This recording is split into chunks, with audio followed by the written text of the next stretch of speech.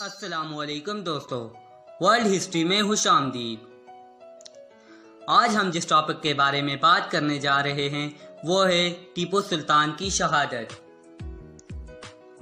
مغلیہ سلطنت کے زوال کے آخری مرحلہ پر ریاست میسور مسلمانان ہند کے لیے تقویت کا باعث تھی، جس کے حکمران سلطان حیدر علی نے جہد مسلسل سے وہاں 1761 میں ایک مستحکم ریاست قائم کر دی۔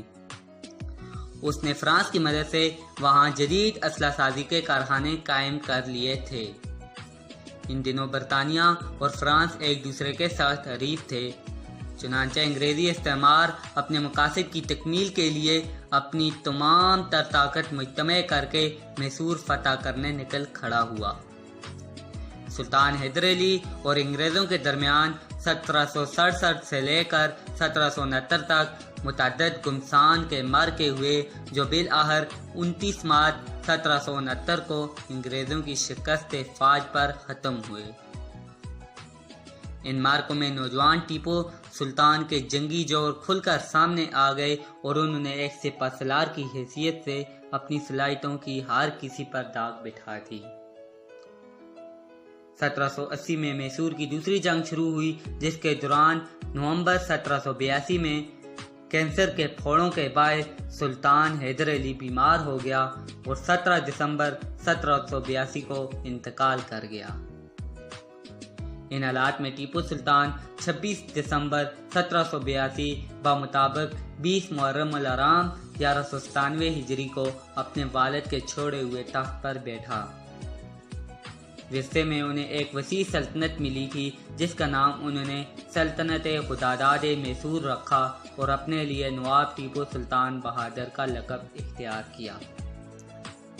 یہ سلطنت 80,000 مربع میل پر پھیلی ہوئی تھی، جس کی فوج 88,000 افراد پر مشتمل تھی۔ اپنی تخت نشینی کے بعد ٹیپو سلطان نے اپنی رعایا سے خطاب کرتے ہوئے کہا، میں عام لوگوں کی طرح ایک عام انسان ہوں، مجھ میں اور ایک شہری میں کوئی فرق نہیں ہے۔ میں اور میری حکومت ہمیشہ رہنے والی نہیں ہے، میرے لیے بھی فنا ہے اور میری حکومت کے لیے بھی۔ میں اپنی زندگی کو اس قابل نہیں سمجھتا کہ اس پر بھروسہ کر سکوں، پھر بھی میرا فرض ہے کہ وطن کی آزادی کے لیے لڑتا رہوں اور اسی دھن میں اپنی جان دے دوں۔ میرے ارادے بلند اور پختہ ہیں، دنیا کی کوئی طاقت انہیں کم نہیں کر سکتی۔ اگر میں وطن کی آزادی کے لیے لڑتا ہوا مارا بھی جاؤں تو اس کی پرواہ نہیں کروں گا۔ انسان آزادی کی جنگ کرتا ہوا مر سکتا ہے، اس کا خلوص اور وطن کی محبت کا جذبہ کبھی نہیں مر سکتا۔ 80,000 مربع میل پر پھیلی ریاست میسور کا بلا شرکت حکمران ہونے کے باوجود ٹیپو سلطان نے نہایت سادہ زندگی بسر کی۔ وہ نرم و گداز بستر کی بجائے زمین پر ایک موٹی دری بچھا کر سو جایا کرتا تھا۔ ساری عمر ہندوستان میں بنے ہوئے دیسی کپڑے زیب تن کیے، خود نمائی سے ہمیشہ اجتناب کیا، حتیٰ کہ اپنے نام کا سکہ جاری کرنا بھی گوارا نہ کیا، بلکہ صدیقی، احمدی، فاروقی، عابدی اور امامی کے نام سے سکے جاری کیے، جو ان کے اسلامی ذہن اور تاریخ اسلام کی اہم شخصیات سے عقیدت کا مظہر ہیں۔ مسلمانوں کے لیے یہ امر خوشگوار حیرت کا باعث ہوگا کہ دنیا میں راکٹ سازی اور میزائل سازی کا موجد ٹیپو سلطان ہے، جس نے 1792 کی جنگ میں انگریزوں کے خلاف پہلی بار راکٹ بڑی کامیابی سے استعمال کیے اور دشمن کو عبرتناک شکست دی۔ امریکہ کے خلائی تحقیق کے ادارے ناسا کے میوزیم کی ایک دیوار پر ٹیپو سلطان کے ایجاد کردہ راکٹوں اور میزائلوں کی تصاویر آویزاں ہیں اور انہیں راکٹ سازی کا بانی بھی تسلیم کیا جاتا ہے۔ ٹیپو سلطان کو اس حقیقت کا کما حقہ ادراک تھا کہ انگریز سامراج پورے ہندوستان پر قابض ہونا چاہتا ہے تاکہ یہاں کا مال و دولت لوٹ سکے۔ وہ ایک انتہائی زیرک حکمران تھا، لہذا ہندوستان کی ہر ریاست کو انگریزوں کے خلاف اتحاد کی دعوت تھی، مگر ان ریاستوں کے مفاد پرست حکمران ٹیپو سلطان کی دور اندیشی کو سمجھنے سے قاصر رہے۔ دوسری جانب انگریزوں نے بھی اپنی روایتی پالیسی تقسیم کرو اور حکومت کرو پر عمل کرتے ہوئے بعض ریاستی حکمرانوں کو باور کرایا کہ ٹیپو سلطان توسیع پسندی کا خواہش مند ہے۔ عاقبت نااندیش ریاستی حکمران یہ بے بنیاد الزام سن کر بھڑک اٹھے۔ یہ حکمران ٹیپو سلطان کی حب الوطنی اور بصیرت کو سمجھ جاتے تو آج ہندوستان کی تاریخ مختلف ہوتی۔ اسی طرح ٹیپو سلطان نے سفارتکاری کے ذریعے سلطنت عثمانیہ اور دیگر ممالک سے بھی انگریزوں کے خلاف مدد لینے کی کوشش کی، مگر ان کی کوششیں کامیابی سے کنار نہ ہو سکیں۔ مار کے برمار کے سر کرنے والے سلطان کی زندگی کا فیصلہ کن مارکا فروری 1799 کے آخر میں شروع ہوتا ہے، جب جنرل ہیرس کی قیادت میں 21,000، نظام حیدرآباد کے 16,000 اور جنرل سٹورٹ کے ماتحت 7,000 سپاہی میسور پر حملہ کرنے کے لیے چل پڑے۔ دراصل 1798 میں جب لارڈ ویلزلی نے ہندوستان کے گورنر جنرل کا منصب سنبھالا تو اس نے سب سے پہلے یہاں کے سیاسی حالات کا بخود جائزہ لیا اور یہ نتیجہ اخذ کیا کہ ما سوائے میسور کے ہندوستان کی بقایا تمام ریاستیں باہمی اختلافات اور اندرونی انتشار کے باعث روبہ زوال ہیں۔ پورے ہندوستان کو برطانیہ کے زیر نگیں لانے میں اگر کوئی رکاوٹ ہے تو وہ صرف اور صرف ٹیپو سلطان ہی ہے۔ چنانچہ سب سے پہلے اس نے ٹیپو سلطان کے بیرونی روابط ختم کرنے کی منصوبہ بندی کی۔ اس کے تحت فرانس کے فرمانروا نپولین بوناپارٹ کے بحری بیڑا کو بحیرہ روم میں غرق کر دیا گیا تاکہ حسب وعدہ فرانسیسی افواج ٹیپو سلطان کی مدد کے لیے ہندوستان نہ پہنچ سکیں۔ سلطنت عثمانیہ کا خلیفہ سلطان سلیم تو پہلے ہی ٹیپو سلطان کو انگریزوں کے خلاف نہ لڑنے کا مشورہ دے چکا تھا۔ ٹیپو سلطان سے ہمدردی رکھنے والی متعدد ریاستیں خود اپنے دفاع کرنے میں مصروف تھیں، تو وہ کیسے ٹیپو کی مدد کے لیے آتی؟ لے دے کے مرہٹے اور نظام آف حیدرآباد رہ جاتے تھے۔ چنانچہ لارڈ ویلزلی نے ان پر کام شروع کر دیا۔ 22 اکتوبر 1798 کو انگریزوں اور نظام حیدرآباد کے درمیان ایک معاہدہ طے پا گیا، جس کی بدولت نظام حیدرآباد کی طرف سے ٹیپو سلطان کے خلاف انگریزوں کی مدد کو یقینی بنا لیا گیا۔ اس معاہدہ کی روح سے نظام انگریزوں کا باجگزار بن گیا۔ جہاں تک مرہٹوں کا تعلق ہے، انگریزوں نے انہیں ایک سابقہ معاہدہ کے تحت عملی طور پر غیر مؤثر کر دیا۔ لارڈ ویلزلی کو جب اس امر کا یقین ہو گیا کہ اب ٹیپو سلطان کو کسی طرف سے کوئی مدد نہیں مل سکتی تو وہ جنگ کے بہانے تلاش کرنے لگا، کیونکہ انگریزوں کے حلیف بھی بلا وجہ ٹیپو سلطان سے جنگ کرنے کے لیے تیار نہ تھے۔ اس دوران انگریزوں نے ٹیپو سلطان کی حکومت کے کچھ ملت فروش وزراء سے بھی ساز باز کر لی اور ان سے یہ عہد لیا کہ وہ انگریز افواج کے حملے کے وقت ٹیپو سلطان سے غداری اور انگریزوں سے وفاداری کا مکروہ کھیل کھیلیں گے۔ دوسری جانب لارڈ ویلزلی نے اپنے بیانات اور خطوط سے ٹیپو سلطان کو باور کرایا کہ انگریز ان سے اچھے تعلقات کے خواہاں ہیں اور اس سے جنگ کا کوئی ارادہ نہیں رکھتے، تاہم یہ محض ایک چال تھی جس کا مقصد ٹیپو سلطان کو اپنی جنگی تیاریوں اور حملے کے ارادوں کے متعلق بے خبر رکھنا تھا۔ جب حملے کی تیاری مکمل ہو چکی تو لارڈ ویلزلی نے ٹیپو سلطان کو مصالحت اور جنگ سے بچنے کے لیے توہین آمیز شرائط پر مبنی ایک خط ارسال کیا۔ شیر دل ٹیپو سلطان کے نزدیک ایسی ذلت آمیز شرائط قبول کرنا در حقیقت انگریزوں کی غلامی کے مترادف تھا۔ اس نے ان شرائط کو مسترد کر کے انگریزوں کا میدان جنگ میں مقابلہ کرنے کا جرأت مندانہ فیصلہ کیا۔ اس معرکہ حق و باطل کے دوران جہاں ٹیپو سلطان اور اس کے جانساروں نے ہر قدم پر جرأت ایمانی کا مظاہرہ کیا، وہاں ملک و ملت کے غداروں نے قدم قدم پر ٹیپو سلطان کو دھوکہ دیا اور بغیر کسی مزاحمت کے انگریزوں کے لیے سرنگا پٹم پہنچنے کی راہ ہموار کی۔ ان غداروں میں میر صادق، میر معین الدین، میر قمرالدین، میر قاسم علی، میر غلام علی لنگڑا اور دیوان پورنیہ شامل تھے۔ ان غداروں کی معاونت کے باعث انگریزوں اور ان کی اتحادی افواج نے سرنگا پٹم کا محاصرہ کر لیا۔ تب ٹیپو سلطان کو بھی یقین آ گیا کہ اس کے وزیر اور اس کے افسر خاصی بڑی تعداد میں دشمن سے ملی بھگت کر چکے ہیں۔ تب آپ نے اپنی فوج میں شامل فرانسیسی افسران سے مشاورت کی۔ فرانسیسی دستہ کے کمانڈر جنرل موسیٰ سیپو نے ٹیپو سلطان سے کہا، ان حالات میں آپ کا یہاں موجود رہنا مناسب نہیں ہے۔ نقدی و ہیرے جواہرات سمیٹ کر اہل و عیال راتوں رات یہاں سے نکل کر چتل ورگ کا رخ کریں اور قلعہ کی حفاظت ہم پر چھوڑ دیں۔ ہم آپ کی طرف سے انگریزوں سے خود نمٹ لیں گے۔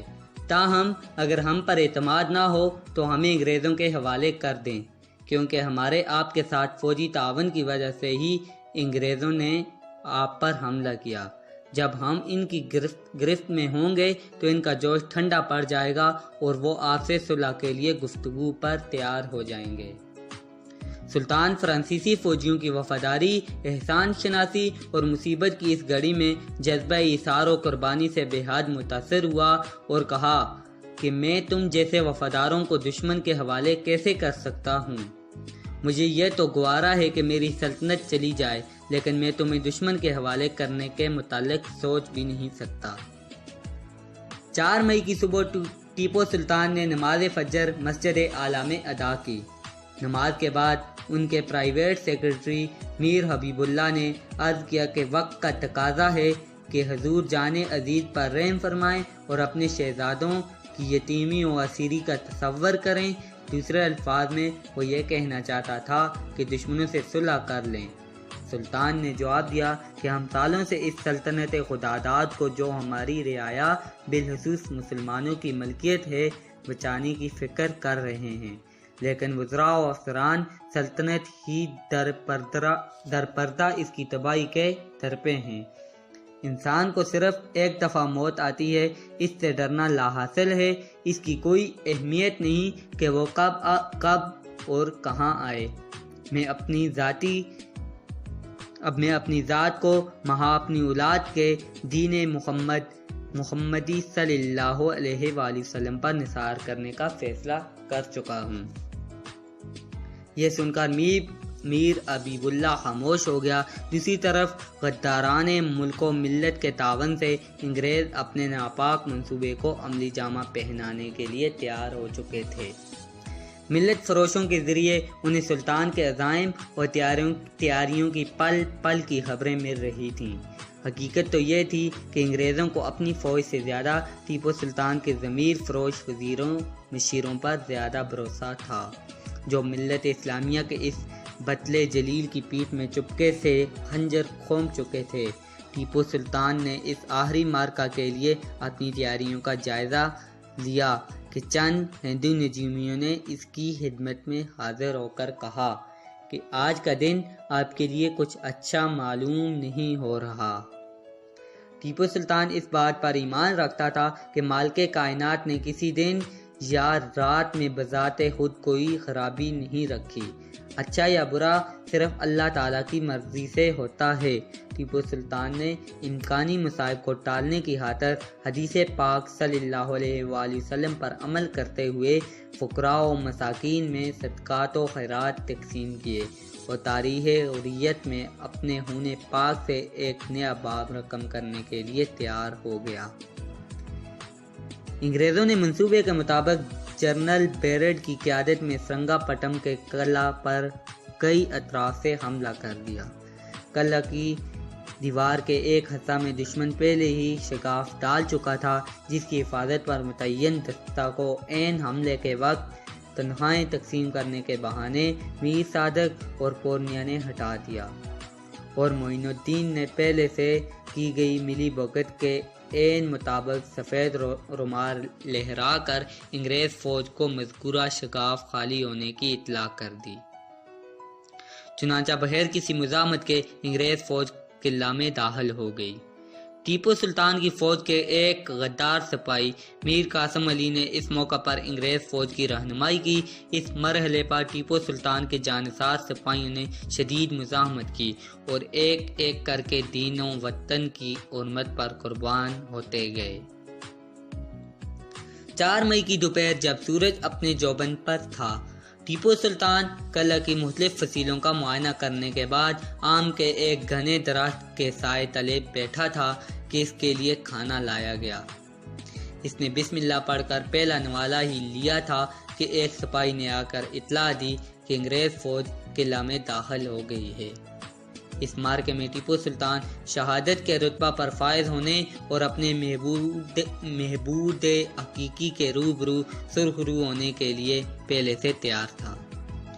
چنانچہ اپنے رفقا سے کہا کہ لگتا ہے کہ اب ہم کچھ ہی دیر کے مہمان ہیں، اور ہاتھ دھوئے بغیر اٹھ کھڑے ہوئے۔ اپنے گھوڑا طاؤس منگوایا، تلوار اور دونالی بندوق تھام کر دشمن کی طرف چل پڑے۔ چلتے وقت راستے میں انہیں اپنے کئی ضمیر فروش وزراء ملے، جن میں میر صادق بھی موجود تھے۔ اس سے قبل کہ وہ کچھ کہتا، ٹیپو سلطان نے سے کہا کہ ایسی بات نہیں کہ ہم تمہاری غداری سے آگاہ نہیں ہیں، تم اپنی اس بے وفائی کا مزہ جلد ہی چکھو گے اور تمہاری آئندہ نسلیں تمہاری ان سیاہ کارناموں کی نحوست سے ایک ایک دانہ کی محتاج ہوں گی۔ غدار ملک و ملت میر صادق نے فوراً انگریزوں کی اطلاع بھیجی کہ ٹیپو سلطان محل سے نکل کر قلعہ کے دہلی دروازے کے قریب پہنچ رہا ہے۔ ٹیپو سلطان برق رفتاری سے دہلی دروازہ پہنچا اور کافی دیر تک انگریز فوج کا مقابلہ کرتا رہا۔ جب دشمنوں کی تعداد بڑھنے لگی تو جنگی حکمت عملی کے تحت ٹیپو سلطان نے ڈوڈی دروازے سے واپس شہر میں داخل ہونے کی کوشش کی، لیکن اس نازک ترین لمحہ میں غدار میر صادق نے دروازہ بند کر دیا اور کمک لانے کے بہانے جانے لگا۔ ٹیپو سلطان کا ایک وفادار سپاہی اس کی غداری کو بھانپ گیا اور اسے کہا کہ سلطان کو دشمن کے منہ میں دے کر خود کہاں جا رہے ہو۔ یہ کہہ کر اس جان نثار سپاہی نے تلوار کے ایک ہی وار میں اس غدار کا سر تن سے جدا کر دیا۔ اس نمک حرام کی لاش 4 دن تک اسی جگہ پڑی گلتی سڑتی رہی۔ لاش سے اٹھنے والے تعفن سے تنگ آ کر چند لوگوں نے اسے زمین میں دفن کر دیا۔ اس کی قبر کے پاس سے جب کوئی گزرتا تھا تو نفرت کے باعث اس پر تھوک دیتا۔ غداروں کا انجام ایسا ہی ہوتا ہے۔ قلعہ کے دروازے بند ہونے کے باعث ٹیپو سلطان 3 اطراف سے محصور ہو گیا تھا۔ ہر جانب سے اس پر گولیوں کی بوچھاڑ ہو رہی تھی، لیکن وہ مرد مجاہد دشمن کے سامنے ڈٹا ہوا تھا۔ نماز مغرب کے قریب سلطان کے جانثاروں اور انگریز فوج کے درمیان گھمسان کی جنگ جاری تھی۔ ٹیپو سلطان کی رعایا پروری کی بدولت مسلمانوں کے ساتھ ہندو بھی ان سے شدید محبت کرتے تھے، چنانچہ اس کے وفادار مسلمان اور ہندو مرد و خواتین پروانہ وار اپنے محبوب سلطان پر جان وار رہے تھے۔ خود سلطان کے جسم پر بھی متعدد زخم لگ چکے تھے۔ اس موقع پر ٹیپو سلطان نے ایک نو مسلم خادم غلام راجہ خان نے انہیں آواز دے کر کہا کہ حضور، اگر آپ اب بھی اپنی جان کی حفاظت کی خاطر خود کو دشمن کے حوالے کر دیں تو وہ آپ کے رتبے کا لحاظ کر کے آپ کی جان بخش دیں گے۔ یہ بات سن کر ٹیپو سلطان جلال میں آ گئے اور غصہ سے کانپتے ہوئے آواز بلند ایک تاریخی جملہ کہا، کیا تم پاگل ہو گئے ہو؟ خاموش رہو، میرے نزدیک شیر کی 1 دن کی زندگی گیدڑ کی 100 سالہ زندگی سے بہتر ہے۔ اس کے کچھ ہی دیر بعد سلطان کے گھوڑے کی پیٹھ میں گولی لگ گئی اور وہ زمین پر گر گیا۔ اس بنا پر ٹیپو سلطان بھی زمین پر آ گرے اور ان کی دستار سر سے اتر گئی۔ اس پر بھی سلطان نے ہمت نہ ہاری اور پیدل لڑتے لڑتے کئی انگریز افسروں اور سپاہیوں کو جہنم رسید کر دیا۔ زخموں سے بہنے والے خون کے باعث سلطان پر نکاہت طاری ہو رہی تھی، مگر اس شیر دل مجاہد کا حوصلہ بلند تھا اور وہ دشمنوں سے مسلسل نبرد آزما تھا۔ زور سے مغرب تک دشمنوں سے خونی مارکا آرائی کے باعث ٹیپو سلطان شدید پیاس محسوس کر رہا تھا، مگر پانی پینے کا موقع نہ مل رہا تھا۔ لڑائی کے لیے روانگی کے وقت ان کے حکم پر غلام راجہ خان نے پانی کی ایک چھوٹی مشک بھی ساتھ رکھ لی تھی، مگر در پردہ وہ ظالم بھی انگریزوں سے مل چکا تھا۔ چنانچہ جب بھی ٹیپو سلطان نے اس سے پانی طلب کیا، اس نے اپنے محسن و مربی کو پانی نہ دیا۔ بالالفاظ دیگر وہاں میدان کربلا کی تاریخ دہرائی جا رہی تھی۔ سلطان کے جسم میں مزید کئی گولیاں پیوست ہو چکی تھیں۔ وہ شدید زخمی تھا، مگر آخری سانس تک دشمن سے برسر پیکار رہنے کا عزم کر چکا تھا۔ کسی غدار نے سلطان کی طرف اشارہ کر کے انگریز افسروں کو بتایا کہ ان کا اصل ہدف یہاں موجود ہے، لہذا انہوں نے فوج کی ساری طاقت اس طرف جھونک دی۔ قلعہ کی فصیل سے بھی گولیوں کی بارش برسنے لگی، جن میں سے ایک گولی سلطان کے سینے میں پیوست ہو گئی۔ وہ نیم جان سا ہو کر زمین پر گر پڑا۔ لالچ کا مارا ایک انگریز سپاہی سمجھا کہ سلطان کی روح کف عنصری سے پرواز کر چکی ہے۔ اس نے ٹیپو سلطان کی کمر سے ہیروں سے مزین انتہائی قیمتی شمشیر بند اتارنے کی کوشش کی تو سلطان نے اپنی تلوار سے اس پر وار کر دیا، مگر وہ اپنی بندوق کو ڈھال بنا کر بچ گیا، تاہم اس کی بندوق 2 ٹکڑے ہو گئی۔ سلطان نے دوبارہ وار کیا تو وہ قریب موجود ایک دوسرا گورا سپاہی جہنم رسید ہو گیا۔ زخموں سے چور مگر جرأت ایمانی سے سرشار ٹیپو سلطان نے اس حالت میں بھی کئی انگریزوں کو تہہ تیغ کر دیا، مگر دور سے دشمن کے ایک سپاہی نے بندوق سے تاک کر نشانہ لگایا، جس کی گولی ٹیپو سلطان کی کنپٹی پر لگی اور چند لمحوں میں یہ آفتاب اوریت اور فخر ملت اپنے محبوب حقیقی سے جا ملا۔ ملعون غلام راجہ خان نے انگریزوں کو شہید سلطان کے جسد خاکی کی نشاندہی کرائی۔ جنرل ہیرس نے ٹیپو سلطان کے جسد خاکی کو دیکھا تو خوشی سے نعرہ لگایا، آج سے ہندوستان ہمارا ہے۔ در حقیقت اسلامیان ہند کا یہ قابل فخر سپوت دشمنوں سے زیادہ بے وفا اپنوں میں گرا ہوا تھا۔ جب اسے ان اپنوں کی غداری کا یقین ہو گیا، تب بھی دل برداشتہ ہونے کی بجائے اللہ جل جلالہ پر بھروسہ کرتے ہوئے میدان جنگ میں اتر گیا اور حضرت امام حسین رضی اللہ تعالیٰ عنہ کے نقش قدم پر چلتے ہوئے اپنی جان قربان کر دی۔ انہوں نے انگریزوں کی غلامی کا توق پہننے کی بجائے شہادت کو گلے لگانا قبول کر لیا۔ ٹیپو سلطان نے ایک اعلیٰ مقصد کے تحت زندگی بسر کی اور اسی اعلیٰ مقصد کے لیے جان دے دی۔ اس جنگ میں ٹیپو سلطان کے کم و بیش 12,000 سپاہیوں نے حرمت وطن کی خاطر اپنی جانیں نثار کر دی تھیں، جن میں سینکڑوں مسلمان اور ہندو بہادر مرد و خواتین شامل تھے۔ اس کے مقابلے میں انگریز فوج کے صرف 1,500 سپاہی حرام کی موت مرے، کیونکہ انگریزوں نے یہ جنگ عسکری قوت کے بلبوتے کم اور غدار سازشوں کے بلبوتے زیادہ لڑی تھی۔ ٹیپو سلطان کی شہادت کا دن 4 مئی 1799 بمطابق 28 ذوالقعدہ 1213 ہجری تھا۔ شہادت کے وقت ٹیپو سلطان کی عمر 48 سال 5 ماہ اور 14 دن تھی۔ وہ بظاہر تو دنیا سے پردہ فرما گئے، مگر ان کی روح آج بھی ہر اس مسلمان مجاہد کے تن خاکی میں موجزن ہے جو دین اسلام کی سربلندی اور مادر وطن کی آزادی کے تحفظ کے لیے مصروف جہاد ہے۔ ٹیپو سلطان کی آخری آرامگاہ گنبد سلطانی کہلاتی ہے۔ یہ سرنگا پٹم کے لال باغ میں واقع ہے۔ تو دوستو یہ تھی ہماری آج کی ویڈیو ٹیپو سلطان کی شہادت۔ مزید اچھی اور تاریخی ویڈیوز دیکھنے کے لیے چینل کو سبسکرائب